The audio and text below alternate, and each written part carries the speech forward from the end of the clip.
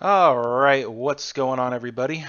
It is I, the Blundering Bison, and this is my first time reaching out to you. I've been thinking about making this channel for a while now, and I figure now's about as good as time as any. It actually has something to do with something that I looked up a few weeks ago, and that is how to get a brilliant move in chess.com. Now, as the name implies, the Blundering Bison, I don't know much about this game. Um, I've been playing it for my whole life essentially, except I've only actually been playing it consistently for the last few months. I've been really enjoying chess.com. And today I got my first brilliant move, and I cannot tell you how frustrating it is to not understand why it's brilliant. So I'm reaching out to you all in the chess community if you're watching it. Give me, maybe a review of this move. So let's go ahead and break down right on into it. So let's go on over to home and my last game. Here it is, right here. All right. Yippee skippy, I finally broke 600. Aren't you all impressed? Okay, so let's take a look-see at the game report. All right. King's pawn opening. By the way, you maniacs who play chess and could just rattle off the moves like it's second nature. Yeah, I don't get how everyone is just so fluent in rattling off the position of the pieces on the board. Okay? When you start calling off like okay, bishop c3 and all that stuff, um, it's even tough to you know sh- I'm the blundering bison and that's what I'm doing right now. That's how I got my rep. Yeah, but let me know whatever tips that you guys have in actually becoming fluent in referencing the position of the pieces on the board, and why does it even help?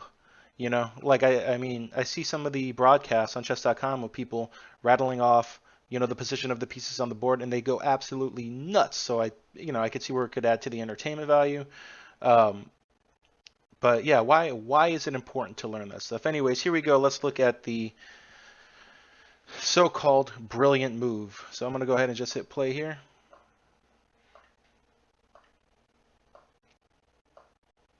You see, I'm playing like a butthead. Both of us are. So I went from a blunder to brilliant. Let's go ahead and hit pause and back that up. All right. So they called my move here a blunder. All right. And look at how far down my advantage goes. It looks like I'm about to lose this game. And then he castles, which I could tell that, I mean, I have everything pointing in that direction, so it was kind of silly on his part. Um, and then I make the brilliant decision right there. Amazing.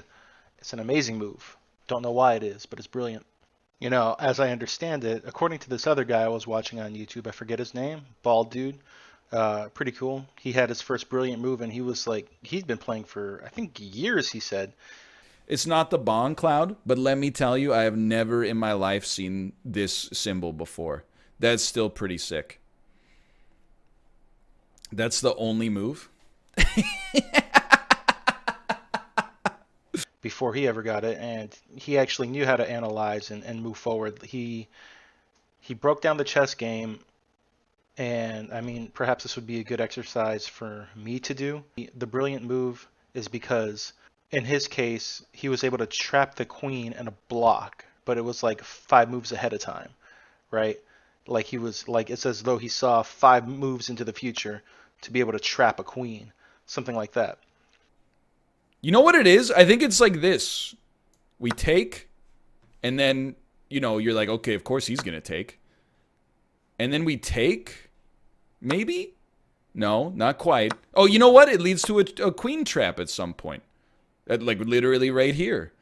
That is, dude. Oh, it's very simple. So the best move here was to give up your queen so that you could trap. Oh, sorry. So you could trap their queen much later. You got to think 75 moves ahead for that. Um, but a brilliant move, just to save it.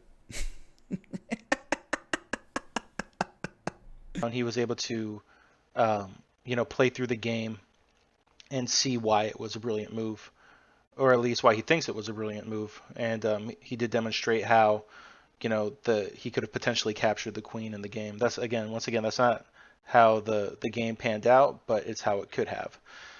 Um, so I think chess.com could probably do a lot better of a job explaining, why a move is a blunder, why a move is. I mean, we know blunders. It's pretty obvious, especially when you make one and then you're like, oh damn, just as you made the move, you immediately know why it's a mistake. Um, but why a move is the best move, why a move is a good move.